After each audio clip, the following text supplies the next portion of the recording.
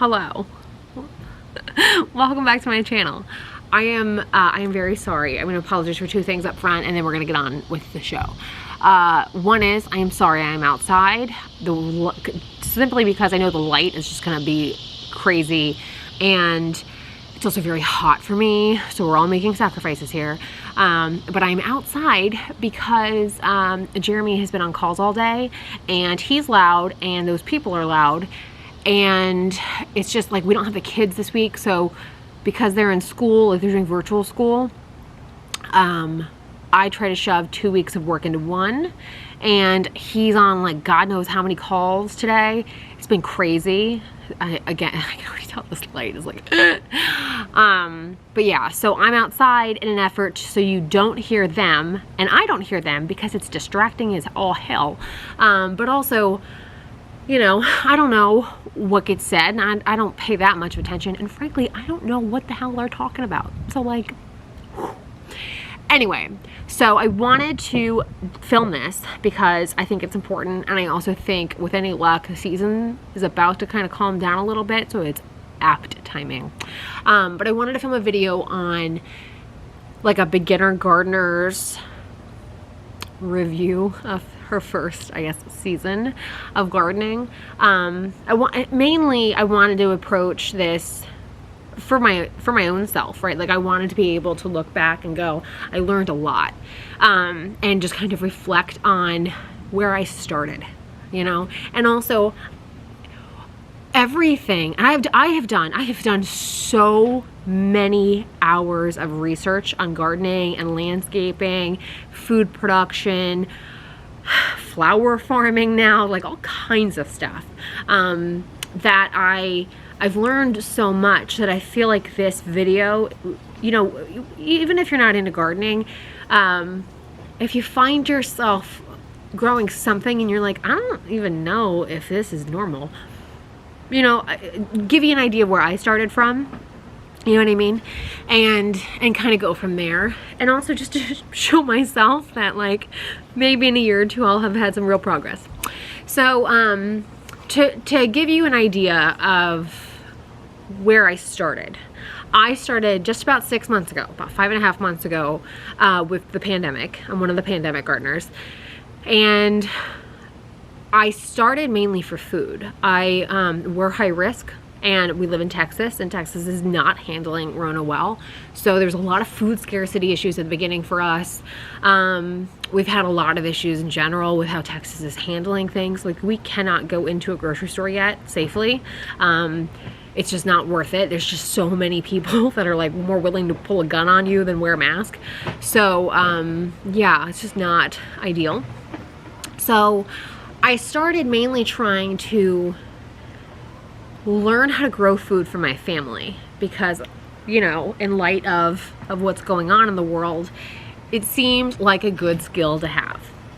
And then as I kept learning and going, I really fell in love with it, and it just kind of expanded to include, you know, all of what it's going to include, and you know, my just kind of interest has furthered.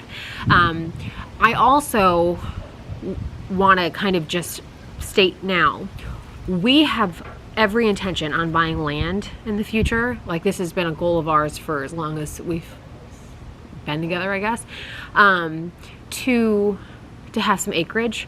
So part of why I'm going as far as I am is because I will have the room to do so in the future, and I want to learn as much as I can early on and just kind of further those up, you know, kind of specific schools and education, and develop as I go. So I don't want to start off totally new on everything, you know what I mean? I'd rather do that now because I'm just kind of in that space, physically, mentally, socially, all of that. The first thing I did when I started doing this was I bought felt grow bags. I did that for one major reason. I did not know, I still don't know my actual soil here. The people who lived here before us had pigs. I've said this a bunch of times, so if this is your first video, if you didn't see those, the people before us had 2 pigs. They were big, and he told us multiple times that he would just like throw the pig shit into the soil. And one of the first things I learned was you're not supposed to do that. So you're supposed to age all manure before you put it in soil. The only manure that I personally am aware of that you can just throw it in is rabbit. It's technically called cold compost, or I think it's cold compost is what they call it. I don't know. But either way, like, we don't have rabbits. So I automatically knew I don't know what I'm working with, and I have no idea how long it's going to take for me to amend this soil. And on top of that, sending soil off at the beginning of the pandemic was not an option. Like, everybody was closed. Oh my God, just getting soil in took almost a month. I think it took longer than a month, maybe 6 weeks, all said and done, of sourcing to actually going to get it. It was about 6 weeks. So the first thing I did was I bought grow bags and I tried to find soil, and it's because of the pig. And I just didn't know if it was safe to grow food in that soil, so that's why I did that. So to kind of wrap that one up for next time, we're gonna build above ground beds soon. So I'm gonna put hopefully my fall to winter crops in, and then my summer, spring, whatever, basically all my food crops will go into the beds. And then the top retention bed that I have those bags on now, that I've had, like, you know, basically where all of my stuff is, I'm gonna turn that into a cut flower garden. And the reason for that is we're gonna have some acreage, and it makes sense to have, like, I'm kind of somebody, you know, honestly, I'm just somebody who, like, if I can, I will. You know what I mean? And I don't half-ass anything. So I'm kind of thinking, like, why wouldn't I do that? You know what I mean? It sounds like awesome. Like, sure, I'll do that. So I started in the last, like, couple of weeks learning about flower farming. And that's a whole other thing. But what I'm doing is I'm going to go ahead and I'm going to convert that top retention bed to a flower farm, because I have noticed a ton of issues with growing food up there. So I'm just gonna kind of kill 2 birds with 1 stone. I'm gonna put the flowers up there, and I'm gonna put the food in the above ground bed. Likely what I'm gonna do is just gut the soil and replace it, because I really don't see how I can amend all of that soil, and just the time, you know what I mean? I was talking to my neighbor, who also gardens, and I told her that, and her face just fell, and she was like, oh my God, you're gonna have to gut that. I said, yeah, I know. She's like, you just can't fix that. And I'm like, I know. So yeah, so just to kind of give you like a why behind that big shift, I just don't really know how to fix it. And I also, there is a huge factor of time. So even if I could fix it, how much time it would take to fix it with how much time we're going to be in this house. So it's just more of like, you know, gauging on all of that. 2 big things so far that I've taken is growing food's very hard here in my specific microclimate, because I get so much sun and it's so hot. So like on our specific property, we get a ton of sun. There's not a lot of shade on our property, and it is very, very hot here. I live in Central Texas. I live in the USDA zone 8B. And I mean, our average temperature this month is like over 100, you know? I mean, we've had a heat index of like 115 recently, and within the last like week. It is brutal. It's just very hard. So it's hard to grow any kind of food right now. And in the grow bags, what I learned was the soil depletion is really a much higher, like the rate of it is much higher, because it doesn't have anywhere to go to retain those nutrients. So you need to fertilize more often. And I didn't know that. The people that I bought my soil from told me, or the guy, I should say, that sold me my soil, he doesn't own the place, but he told me, oh no, you'll be fine. And I stupidly believed him. And then through just learning, I was like, oh God, that's why. Like, because I was wondering why everything was taking so long. The second I started fertilizing, I was like, okay. So I learned a lot on that. And it makes me, it's funny because I was talking to my friend Courtney about this. When I first started learning, because everything was so either sold out or back ordered or whatever, I basically just went to school every day. I went to like a YouTube school every day. And one of the YouTubers that I found, she gave some great advice. And the first thing she said was, or at least to me that I heard was, your first go, you harvest a lot of wisdom and maybe a snack for later. And that is such a helpful thing to hear, because you have so many like lessons in your first go. They're really failures, but you learn so much from those failures that it's like, okay. So I learned about like soil depletion, nutrient depletion. I learned about my sun. I learned about if you use brick, you basically create a brick oven. Just all the stuff that if you are brand new, you just don't know. You know what I mean? And the other thing she said was plant something for beauty. So did not know that zinnias just happened to do well here, but I planted some zinnias up at the top retention bed and they did great. The reason I planted flowers there was because I wasn't going to eat them. And I was like, well, this is a great way to test if anything will grow here. I don't actually think that was a great test because A, zinnias grow really well here, and B, it doesn't actually tell me a lot. But what I did learn from that was when you're doing this and you're out here every single day and you're trying to gauge and you're trying to see stuff and da-da-da-da-da, the physical growth of something is so motivating. Like you are doing something right. And whether it's food or whether it's flour, in the moment, it does not matter. Because you see success and that is super motivating. So for me, I really found a lot of value in those two pieces of advice. Something else, though, I will say is now that I'm going to flower farming, I've learned a lot about how you actually grow flowers for blooms and how you increase your bloom production and increase your the stability of your flowers, like with just as they grow, them getting wonky and the wind, potential destruction, all that kind of rain, all that kind of stuff. So I've learned a lot about that. So yeah, it's been a lot, but it's going to look, I can tell you right now, it's going to look a whole lot different next year. Even at the end of this year, next year, I just placed a flower order today for 2021, and I'm really excited to plant that stuff. But one of the greatest things one of the greatest lessons that I learned for myself and for my gardening journey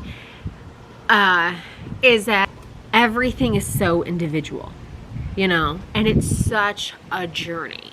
And I said this recently in another video, but actually I think I said it on Instagram. I don't know. I can't keep up. I said, one of the greatest things about this is that you have no destination. There is no destination here. Every single thing is a journey because it's in some cycle, right? And you very quickly learn to just take advantage of that. So whether that's in succession planting or whatever you want it to be, you really get to make it what you want. And it's also just this really incredible reminder that it's okay. You're capable. You'll figure it out. And even if you don't figure it out, you tried really damn hard. So, but yeah, so to recap, so for my specific climate, I don't really have a winter season of sorts. I have like a fall, basically. So I have 2 summer seasons. I have a spring and I have a fall. So right now it's crazy hot, and everything that I thought was doing great at the beginning of the month, I've been lied to. So I really don't think I'm gonna harvest anything this year. I think I'm gonna see some stuff, fruit. I just don't think I'm gonna actually get to eat those fruits. And that's okay, because I learned why. Or at least I think I did. With the tomatoes, I learned that I absolutely need a shade cloth. With the watermelons, I learned I need to fertilize more often.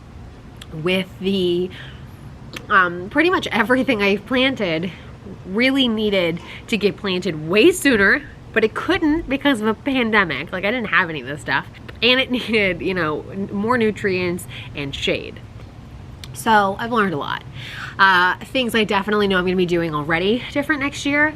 Obviously, I'm going to be planting it in the above ground beds. I'm going to be changing that top deck to flowers, except for the grapes and the blackberries because those came with the house. So I'm not going to get those. I'm going to keep the flower beds as like my experimental flower beds and just kind of play with that. I'm kind of on the fence about whether I'm gonna lay down the corral and the growth netting that I'm gonna put up on the cut flower beds, just because they grow so tall. I think it might actually be helpful, but we'll see. But I'm also going to start my seeds inside. So I think something that I really underestimated was how brutal the environment is to like baby plants. So, for example, like everything germinates here fine, but like once they're germinated, they're in this really vulnerable state of being a baby plant until they're more established and like hardier. So I need to get my head around starting seeds indoors and then hardening them off over time. There is a ton of information on this online. None of what I'm saying is revolutionary or brand new, but I've never done it before. So I feel like a lot of my success in the future will come from having done that. And then also just given them a leg up, you know? But yeah, so you know, it's kind of awesome because in just a matter of, 5-6 months, I went from having nothing to growing 34 different things right now. And of those 34 things, I don't even think that's including flowers. I think it's just food, which is crazy. But I haven't had a lot of success with any of it. But I learned so much. And, you know, I'll document the journey of all of that, especially like planting and like you'll see all of that. But the flowers, beyond planting them for beauty, the other reason you should do it is for pollinators. So you want pollinators to come to your yard to pollinate the flowers on your food, so then you actually get fruit. So I'm super happy I did that. And with any luck, okay, so let me pause. If you do a cut flower garden, you will not attract pollinators from those flowers, because the whole point of a cut flower garden is to cut them before they're pollinated. It's kind of awesome though, especially with just the internet and YouTube and everything that's available now, books, whatnot, blogging, everything, just the resources that are at your fingertips, how quickly you can learn things. And maybe in a pandemic time, obviously you can go into a nursery or a garden center and learn from local experts, but I don't have that luxury right now, so I'm stuck to the internet, which is honestly what I think a lot of my success was hindered by, because I didn't know. And it's one of those things where I could have so easily have gotten the product and the service or the information or the whatever. I could have gotten that, last year, right? If not in a pandemic. The silver lining to that is if I can do it right now, in the future, it's going to get easier, and I still learned. And I'll tell you also, in the moment, you really don't think about, oh, this sucks, I'm not getting anything, because you do see some progress and you do learn and you are troubleshooting and problem solving. And I mean, if you're anything like me, I don't view that as a negative. I'm like, oh, okay, so this is what's going on now. But yeah, so for me, I've learned I don't want my melons up on the top retention deck anymore. I've just found a lot of problems with things that crawl up the fence, crawl up the bed onto the fence and then kind of get in. I've noticed issues with that. Things will climb onto the fence and take bites. I've got lizards and stuff that'll take bites out of stuff. So I'm not saying it's not going to happen here. If anything, it might happen even worse, but the above ground beds for sure. The other big one is my herb garden. Holy shit. You want to talk about a pain in my ass? I'm gonna be on my 4th iteration of an herb garden, and my friend Courtney recommended these things called city pickers to me. So I'm gonna wind up putting those up where the little bags, like where my rainbow cherry tomatoes and my purple beauty bell peppers are. I'm gonna wind up moving, when I move all that stuff out, move those there, and I'm gonna put my herbs there. And with any luck, I'll have some degree of success there. I also think I might actually get an arrow garden for inside, just because this is exhausting. So for those of y'all that were interested, I hope this video was helpful. I definitely am going to look forward to, like, in years to come, looking back on this going, oh my God, Sarah, duh. But I don't, you know, you gotta start somewhere. And it was also, it's just really like kind of annoying how people assume you have some sort of baseline degree of knowledge on something when you really, like, it's so easy, especially right now, it's like in this modern era, it's so easy to be completely disconnected where your food comes from. Or like, how was I supposed to know that? You know what I mean? Like, so you know, part of the reason why I am so keen on documenting all of my journey is I don't know what I don't know, so I'm constantly learning. B, my interests are really broad, both with gardening and, you know, plant farming of sorts, but also just me as a person, and I haven't found anybody who does everything that I'm interested in. Therefore, you know, I don't think I'm that special. Like, maybe there's somebody out there that will get interested in this and they find me and I'm of help. I'm always down to be of help. And also just, I don't have any desire whatsoever to be like a kind of like a traditional homesteader. So one of the big draws for me in documenting this and sharing this is just to show you another way of doing it. The joke he makes all the time is that I'm a bougie farmer or a bougie gardener, and he's not wrong. So I think, you know, whether or not you are bougie or whatever, just to show you that you don't have to do everything like this. You can take from wherever you want, you know, take bits and pieces from wherever and make it your own. But just to show you just another approach.